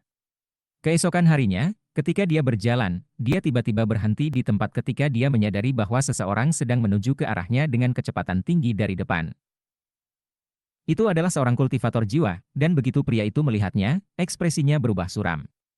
Setelah mengukur Bai Xiaon untuk mendapatkan rasa kekuatannya, dia mendengus dingin dan terus terbang di udara dengan kecepatan tinggi. Awalnya, Bai Xiaon senang menemukan bahwa ekspresi pria itu tidak kosong seperti semua orang lain yang telah dilihatnya baru-baru ini, dan akan mengucapkan salam. Namun, ketika pria itu melewatinya, mata Bai Xiaon melebar. Di sana, di belakang kultivator jiwa adalah orang kertas. Jelas, lelaki itu tidak tahu orang kertas itu ada di sana. Beberapa saat kemudian, mata petugas kertas terbuka dan menatap Bai Xiaon dengan senyum aneh. Kemudian ia mengangkat jari ke bibirnya dan mengerutkan bibirnya seolah berkata SSHH. Tampaknya, ia memberitahu Bai Xiaon bahwa ia terlibat dalam permainan petak umpet, dan bahwa ia tidak boleh mengatakan apa-apa. Bai Xiaon sangat takut sehingga wajahnya menjadi benar-benar pucat. Merinding-merinding di sekujur tubuhnya, dan dia bahkan mulai berkeringat. Khawatir tentang beberapa kesalahpahaman dengan orang kertas, dia mengangguk, dan bahkan menampar dadanya untuk menekankan bahwa dia tidak akan berbicara. Orang kertas tampaknya mengerti, dan mengangguk puas sebelum menutup matanya lagi. Setelah kultivator jiwa menghilang ke kejauhan, Bai Xiaon menyeka keringat dari alisnya. Orang-orang kertas ini harus bisa menyelinap ke arahmu tanpa kamu menyadarinya. Dengan gugup, dia tiba-tiba melihat dari balik bahunya. Chapter 548. Bai Xiaon memutar kepalanya dengan kecepatan kilat, dan tidak memberi peringatan sebelumnya bahwa dia akan melakukannya. Namun, dia tidak melihat apapun yang menempel di punggungnya. Dia bahkan mengulurkan tangan dan merasakan sekitar untuk memastikan tidak ada di sana, sebelum menghela napas lega. Baiklah, bagus. Tidak ada apapun di punggungku. Meski begitu, dia sangat gugup dengan seluruh situasi. Kultivator jiwa dari beberapa saat yang lalu adalah orang pertama yang dia temui baru-baru ini yang tampaknya sadar. Namun, fakta bahwa ia masih memiliki orang kertas di punggungnya sangat jelas, dan juga cukup membingungkan bagi Bai Xiaon. Setelah melihat sekeliling, dia tidak yakin apa yang harus dilakukan. Akhirnya, dia mengertakkan gigi dan mengambil arah baru untuk masuk. Dia terus menemui lebih banyak pembudidaya, hampir seolah-olah mereka telah berkumpul di daerah ini. Itu akan menjelaskan mengapa dia pergi begitu lama tanpa melihat siapapun. Namun, hampir semua orang yang ditemuinya memiliki ekspresi kosong dan orang kertas di punggung mereka. Mereka yang jernih sering melarikan diri dengan gila melalui terowongan, atau bahkan meronta-ronta ketika mereka mencoba meraih punggung mereka. Yang lain merobek pakaian mereka.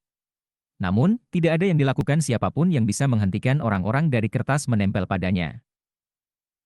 Semua yang terjadi membuat Bai Xiaon melompat ke bayangannya sendiri, dan terus-menerus melihat dari balik bahunya. Kadang-kadang, ia akan menemukan lokasi-lokasi dengan simpul-simpul ajaib di tanah, tempat orang-orang kertas biasa, tampaknya menyerap energi. Bai Xiaon perlahan-lahan menjadi panik, dan beralih ke kecepatan yang semakin tinggi. Dia mencoba mengitari daerah-daerah yang memiliki orang-orang kertas, dan akhirnya menyadari bahwa dia bertemu semakin sedikit pembudidaya. Namun, untuk beberapa alasan, semuanya tampak semakin menakutkan dan lebih dingin, ke titik di mana rambutnya mulai berdiri. Akhirnya, dia berhenti dan memilih arah yang berbeda. Namun, keesokan harinya, Bai Xiaon terkejut menemukan bahwa tidak peduli ke arah mana ia memilih, dinginnya yang menyeramkan hanya terus tumbuh lebih kuat. "Jangan mengejarku," gumamnya, cemberut di ambang air mata. Hati terbakar dengan kecemasan, ia memutar basis budidayanya untuk menjauhkan dingin yang menyeramkan darinya. Namun, meskipun sedikit mengurangi efeknya, dia tidak bisa mencegahnya menyentuhnya. Suatu hari ketika dia bergegas dengan gugup melalui terowongan, dia melihat tumpukan mayat. Ada lebih dari 1.000 dari mereka, dan tanpa kecuali, mereka semua memiliki orang-orang kertas. Orang-orang kertas tampaknya tidur atau menyerap energi dari mayat. Bahkan, banyak mayat memiliki lebih dari satu orang kertas di atasnya, dengan beberapa memiliki sebanyak 7 atau 8. Apa yang menyebabkan mata Bai Xiaon menjadi lebih lebar dari apapun adalah seorang ahli nujum berjubah abu-abu yang memiliki lusinan orang kertas melilitnya dan menyerap energinya. Ahli nujum itu tidak mati, dan tampaknya masih sadar akan apa yang terjadi. Namun, matanya dipenuhi keputusasaan. Menggigil ketakutan, Bai Xiaon bergumam, tempat ini pasti sarang kertas. Dari apa yang bisa dia katakan, setidaknya ada 2.000 orang kertas di daerah itu. Mereka tidak bisa melihatku. Mereka tidak bisa melihat aku. Takut menarik perhatian mereka, dan khawatir bahwa dia mengganggu waktu makan mereka, dia diam-diam mulai berjinjit ke belakang. Namun, sebelum dia dapat mengambil bahkan 5 langkah, satu dari lusinan orang kertas di ahli nujum itu mendongak, hampir seolah-olah itu berbau sesuatu. Menghirup udara, itu berbalik untuk melihat Bai Xiaon, dan kemudian matanya mulai bersinar dengan cahaya aneh. Bai Xiaon hampir takut keluar dari pikirannya, dan berhenti bergerak. Sambil menelan ludah, dia melihat kembali ke tukang kertas, lalu perlahan-lahan mengangkat jarinya ke bibir dan berkata SSHH. Orang kertas itu tampak terkejut, dan sesaat kemudian, menundukkan kepalanya. Merasa lega, Bai Xiaon baru saja bersiap untuk kembali, ketika tiba-tiba orang-orang kertas memandangnya. Air mata mengalir deras di matanya. Dia berkata, "Ya aku tidak bermaksud mengganggu kalian. Makan? Oke. Aku akan. Aku akan tinggal Anda sekarang." SSHH. Namun, sebelum dia bisa terus mencadangkan, orang-orang kertas yang menatapnya tiba-tiba mulai mengeluarkan jeritan bundar yang menusuk telinga. Itu adalah suara yang bisa menghancurkan jiwa itu sendiri. Dan pada saat putaran kedua jeritan memenuhi udara, semua 2.000 orang kertas di daerah itu telah melihat ke atas, dan banyak dari mereka sedang terbang menuju Bai Xiaon. Bai Xiaon hampir takut setengah mati. Menjerit, dia berbalik dan melarikan diri untuk hidupnya. "Kalian tidak bermain adil. Aku melihat salah satu temanmu sebelumnya, dan ketika dia memintaku untuk SSHH, aku tidak membuka kedoknya." Segera, Bai Xiaon menghilang ke salah satu terowongan di dekatnya, dikejar oleh 2.000 orang kertas. Setelah semuanya menjadi sunyi, area dengan mayat tiba-tiba menjadi sangat sunyi, dan sedikit kemudian, kabut mulai menumpuk. Kabut menutupi mayat-mayat, yang kemudian mulai layu dengan cepat. Dalam sekejap mata, mereka menjadi tidak lebih dari abu. Bahkan tas-tas berisi barang-barang magis atau mereka tidak bisa tahan terhadap kabut, dan segera hilang. Kemudian, kabut mulai menyatu dengan sendirinya, menggeliat-geliut dan bergerak-gerak ketika terbentuk menjadi bentuk humanoid. Ketika bentuk itu terbentuk, itu menjadi seorang wanita muda, luar biasa cantik, senyum di wajahnya ditutupi oleh tangan. Jika ada yang hadir untuk menyaksikan senyum itu, mereka akan dikejutkan dengan teror dari betapa anehnya itu. Dia memiliki rambut hitam panjang, dan sosok montok yang jubah biru lautnya tidak bisa menyembunyikan apapun. Dia tidak lain adalah Gong Sun Wan Er. Pada titik ini, murid kedua di setiap matanya memiliki sosok yang terlihat di dalamnya, wajah seorang gadis muda, yang juga tersenyum. "Jangan takut, kakak. Mereka hanya bermain peta umpet denganmu, itu saja." Meskipun suaranya lembut, ekspresinya sedingin es ketika dia melangkah maju, melebur lagi menjadi kabut yang menyebar di semua arah. Di suatu tempat di kejauhan, Bai Xiaon menjerit dan berkeringat saat ia melarikan diri dari 2.000 orang kertas. Tidak peduli seberapa cepat dia pergi, mereka tetap dengannya. Hampir seolah-olah ada hubungan aneh antara mereka dan dia yang memungkinkan mereka untuk menyesuaikan kecepatannya. Bai Xiaon hampir kejang-kejang karena ketakutan ketika dia meluncur menuruni terowongan, menenggak satu botol alkohol roh satu demi satu. Dia terus dengan kecepatan tinggi selama lebih dari 1 jam. Namun keputusasaan ini, menemukan bahwa bahkan setelah waktu itu, dia tidak berhasil mengguncang satu orang kertas. Tak satu pun dari kemampuan ilahi atau teknik magisnya melakukan sesuatu untuk membantu. Wilayah dinginnya tidak memengaruhi orang-orang kertas, dan meskipun Eternal Parasolnya cukup kuat untuk mencegah satu atau dua sekaligus, ada terlalu banyak keseluruhan. Ditambah lagi, jika dia melambat sama sekali, mereka akan bergegas ke arahnya tanpa berhenti. Gagasan dimakamkan di tumpukan 2.000 orang kertas, yang semuanya ingin mengisapnya kering sampai dia tumpukan tulang, membuatnya gemetar ketakutan. Aku tidak melakukan apapun untuk menyinggung perasaan kalian. Untuk apa kamu mengejarku? Dia bahkan berpikir untuk menggunakan Water Swamp Kingdom-nya untuk melihat apakah itu bisa mengeluarkan beberapa orang kertas, tetapi terlalu banyak menggunakan kekuatan spiritual untuk menggunakannya, yang berarti dia perlu menyimpannya hanya untuk saat-saat paling kritis. Lagi pula, jumlah kekuatan spiritual yang diperlukan untuk menggunakan kerajaan Water Swamp satu kali cukup untuk membuatnya bergerak dengan kecepatan tinggi selama sehari penuh. Sialan.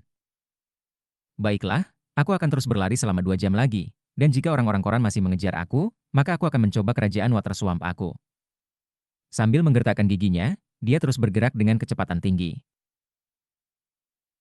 1 jam berlalu, dan Bai Xiaon merasa lebih putus asa dari sebelumnya. Dia tidak pernah bertemu dengan satu orang pun, dan merasa sedih mendapati bahwa orang-orang di koran sepertinya tidak pernah lelah. Dia merasa seperti akan marah, dan hanya berpikir tentang menggunakan kerajaan Water Swamp ketika dia melihat seorang pria muda terbang ke arahnya. Ketika pemuda itu semakin dekat, jelas bahwa dia gemetar. Dan kemudian dia melihat 2.000 orang kertas di belakang Bai Xiaon, yang menyebabkan dia terkesiap, dan kemudian berbalik untuk melarikan diri ke arah lain. Namun, meskipun seberapa cepat pendatang baru ini bereaksi, Bai Xiaon masih bisa melihat wajahnya. Pertama, dia terkejut, dan kemudian, senang. Yao Yixing. Chapter 549. Bai Xiaon sangat senang melihat Yao Yixing, dan merasa seperti baru saja bertemu dengan seorang teman lama. Lagi pula, dia belum melihat makhluk hidup lain selama beberapa waktu. Untuk secara tak terduga bertemu dengan Yao Yixing di sini meninggalkan Bai Xiaon merasa seolah-olah mereka berdua terhubung oleh takdir entah bagaimana. Ditambah lagi, fakta bahwa dia akhirnya mendapat untung besar setiap kali mereka bertemu membuatnya sangat bersemangat.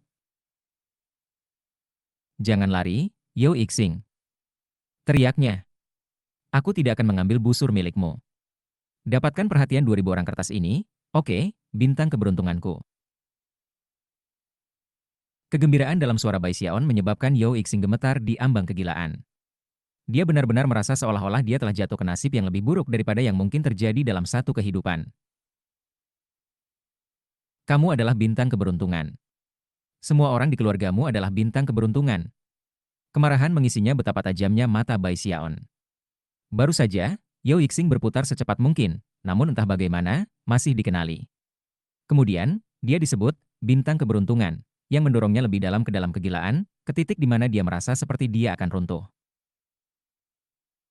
Selama perjalanannya baru-baru ini melalui labirin, dia terus berdoa agar dia tidak pernah bertemu Bai Xiaon lagi.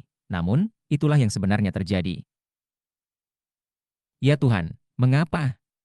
Labirin ini sangat besar. Mengapa kamu membuat aku bertemu dengan Bai Xiaon yang terkutuk ini?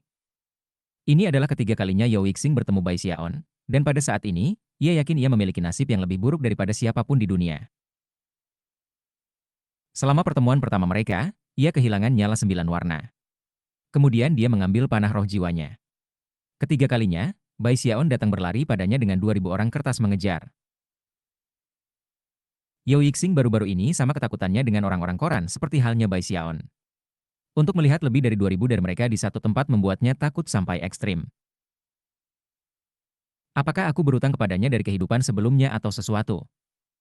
Mata merah dan ekspresi memutar karena marah, dia berbalik untuk menatap tajam ke Bai Xiaon. Kamu ingin bantuan aku mendapat perhatian dari orang-orang kertas itu? Teriaknya. Baik. Karena kamu memiliki harapan kematian, aku kira itu berarti nasib telah menempatkan kamu di tangan aku untuk dibunuh hari ini. Yao Yixing yakin bahwa dengan mengambil keuntungan dari orang-orang kertas, ia akan dapat memiliki kesempatan untuk membunuh Bai Xiaon. Kesempatan yang sempurna. Melolong, dia melemparkan hati ke angin, menarik keluar busur hitamnya dengan peningkatan roh 9 kali lipat.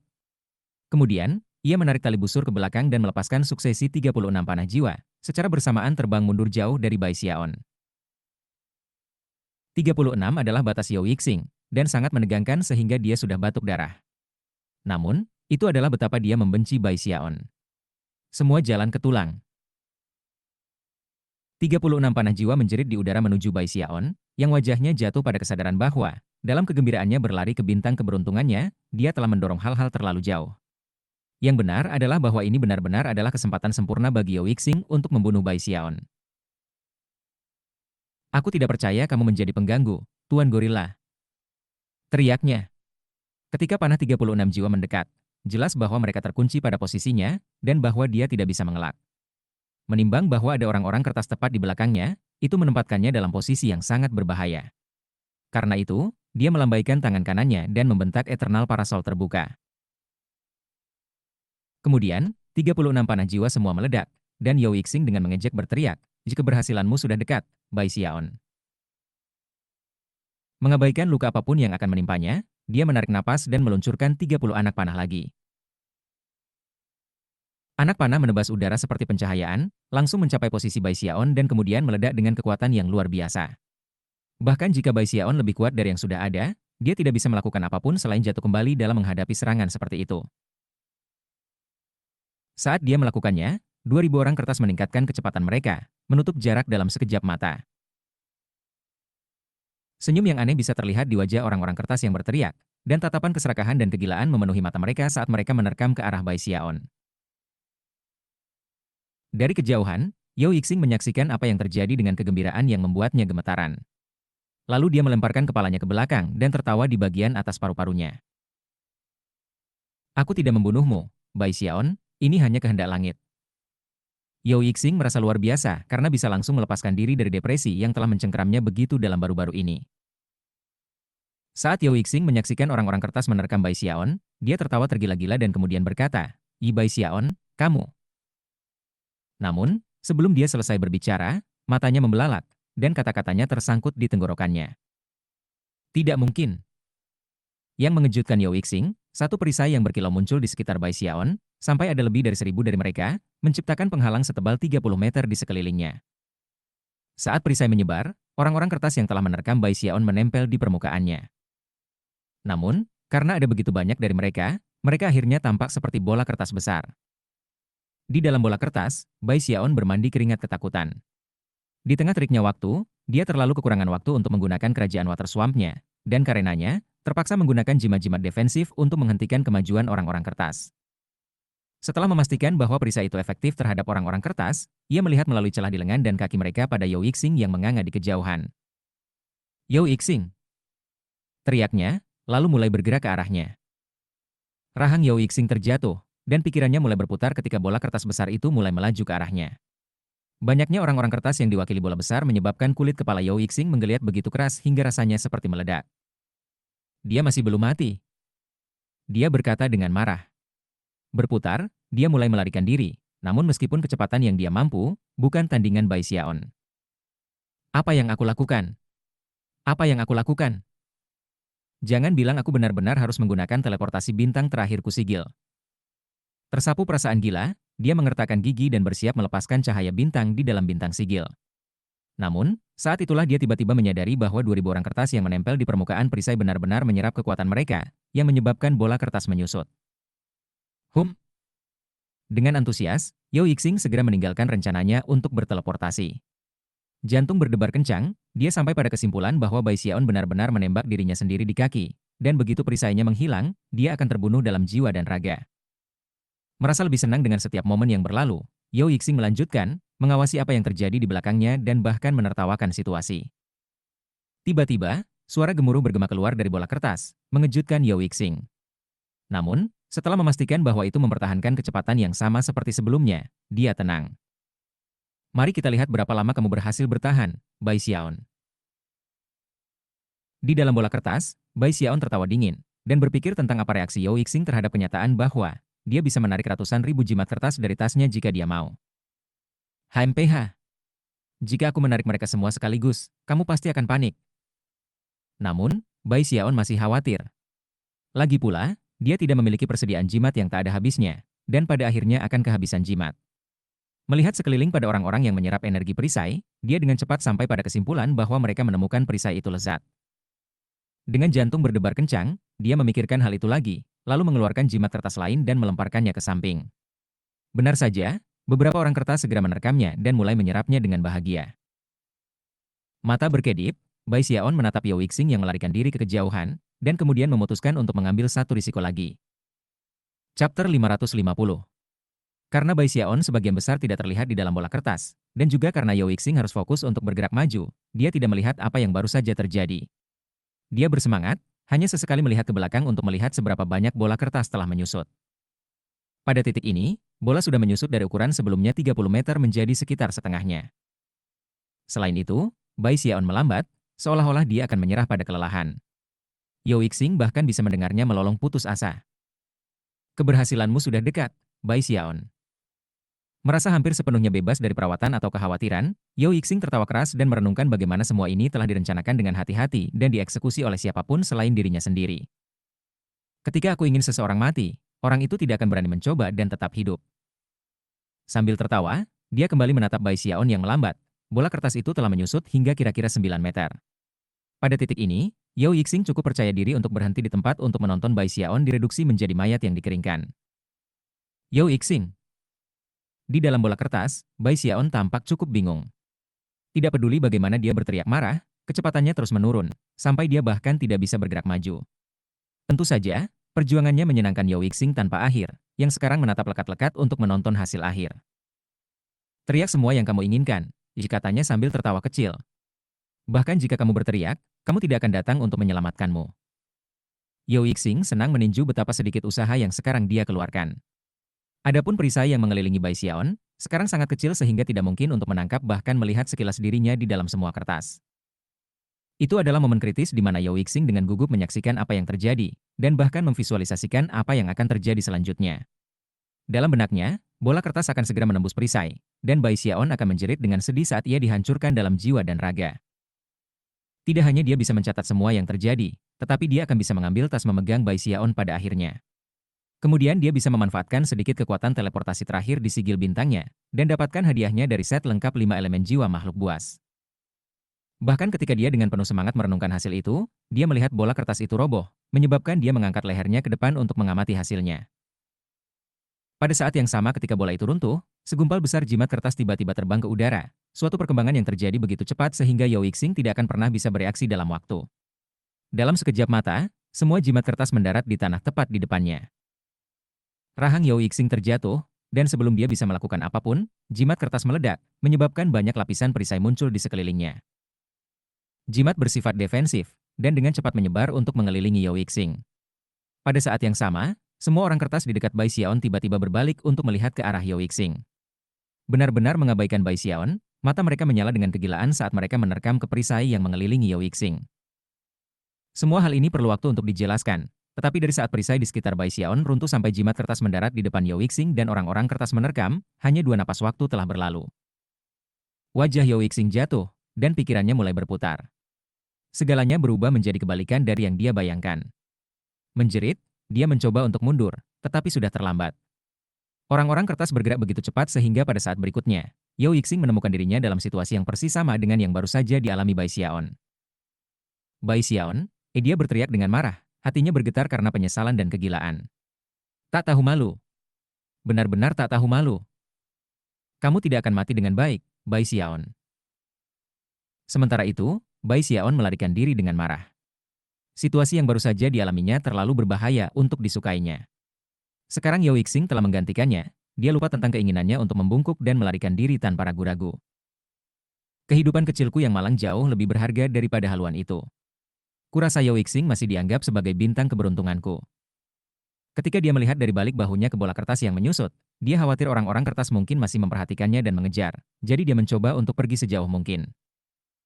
Sementara itu, Yao Yixing ada di dalam bola kertas, melihat sekeliling dengan murka muram ketika orang-orang kertas semakin dekat dan lebih dekat dengannya. Segera, air mata mulai mengalir keluar dari sudut matanya. Saat ini, dia tidak punya waktu untuk merenungkan bagaimana Bai Xiaon adalah kutukan dari keberadaannya. Sebaliknya, dia meraih dan mendorong ke dahinya. Suara gemuruh kemudian bergema saat cahaya bintang memenuhi daerah itu, dan kekuatan teleportasi meletus. Ketika cahaya bintang menghilang, Yao Yixing tidak terlihat. Dalam beberapa saat, orang-orang koran benar-benar melahap semua perisai, di mana mereka berserakan dan mulai mencari di daerah itu. Ketika mereka tidak menemukan apa-apa, mereka pergi ke arah acak yang berbeda. Di sebuah terowongan di tempat lain di labirin, cahaya bintang bersinar, dan Yao Yixing melangkah keluar, batuk darah. Dia tidak melakukan apapun untuk menahannya, bersandar ke dinding ketika darah tumpah dari dalam dirinya. Lalu dia tertawa kecil. Adapun sigil bintang di dahinya, secara bertahap menjadi redup, sampai akhirnya, hancur menjadi abu dan meledak. Sigil bintangku hilang. Dia mengeluh.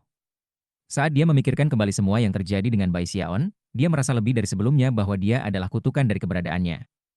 Lebih banyak air mata mulai mengalir di pipinya. Aku tidak akan mencoba membunuhnya. Kuharap, kuharap aku tidak pernah melihatnya lagi seumur hidupku. Pada saat itu, Yao Yixing tampak menua secara signifikan. Dia telah terluka baik secara fisik maupun mental, dan bahkan mulai mempertanyakan tujuan hidupnya sendiri. Berbeda sekali dengan kesedihan pahit Yao Yixing, Bai Xiaon sangat bersemangat. Dia merasa seperti baru saja selamat dari kesengsaraan besar, dan akhirnya mendapatkan keamanan untuk kehidupannya yang kecil dan miskin. Dia bahkan tidak marah tentang pengkhianatan Yao Yixing sebelumnya. Lagi pula, tanpa Yao Yixing di sana, ia mungkin tidak hidup sekarang. Dia bahkan telah berusaha keras mengorbankan dirinya untuk menyelamatkan Bai Xiaon. Ah, terserahlah.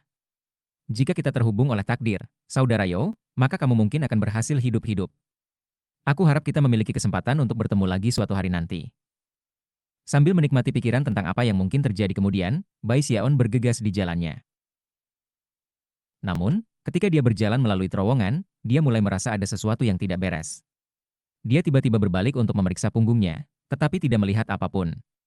Menjangkau dari bahunya, dia meraba-raba dengan tangannya, tetapi tidak bisa merasakan apapun. Tidak yakin apakah dia hanya membayangkan sesuatu, dia terus berjalan. Akhirnya, dia melihat seorang pembudidaya tembok besar mendekat dari arah lain tampak sangat gugup, seolah-olah dia baru saja selamat dari beberapa cobaan berbahaya. Ketika mata mereka bertemu, Bai Xiaon langsung bisa melihat bahwa pria itu ketakutan. Beberapa saat kemudian, pembudidaya menundukkan kepalanya dan melangkah ke samping untuk membiarkan Bai Xiaon lewat. Bai Xiaon berpikir untuk mengajukan beberapa pertanyaan kepada kultivator, tetapi dengan cepat menolak gagasan itu ketika dia menyadari pria itu memiliki petugas kertas di punggungnya. Bai Xiaon segera mempercepat, terbang melewati pembudidaya. Agak jauh dari sana, dia melihat dari balik bahunya untuk menemukan pembudidaya bergegas ke arahnya dengan agresif. Tapi kemudian, pria itu tiba-tiba berhenti di tempat dan mengangguk ketakutan. Melihat Bai Xiaon memperhatikannya, dia menjerit dan melarikan diri. Bai Xiaon pada awalnya terkejut, tetapi kemudian dia berpikir kembali ketika dia melihat salah satu orang kertas di belakang orang lain. Orang kertas itu mengatakan SSHH, dan dia mengangguk sebagai jawaban. Anggukan kultivator tadi tampak sangat mirip, dan pada saat itu, teror Bai Xiaon mulai meningkat. Tidak mungkin aku memiliki orang kertas di punggungku. Pikirannya berputar. Wajahnya berubah pucat, dia menoleh ke belakang dan lagi sampai lehernya sakit. Namun, dia tidak melihat apa-apa. Sayangnya, indera ilahi ditekan di labirin, sehingga tidak mungkin menggunakannya untuk memindai dirinya sendiri. Bahkan menjangkau dengan tangannya tidak mengungkapkan apapun. Akhirnya, dia memutuskan untuk mengeluarkan cermin tembaga, tetapi masih tidak bisa melihat apapun di punggungnya. Dia maju terus, penuh dengan kecurigaan. Seiring berjalannya waktu, ekspresinya berubah semakin tidak sedap dipandang, sampai dia benar-benar yakin ada sesuatu di punggungnya.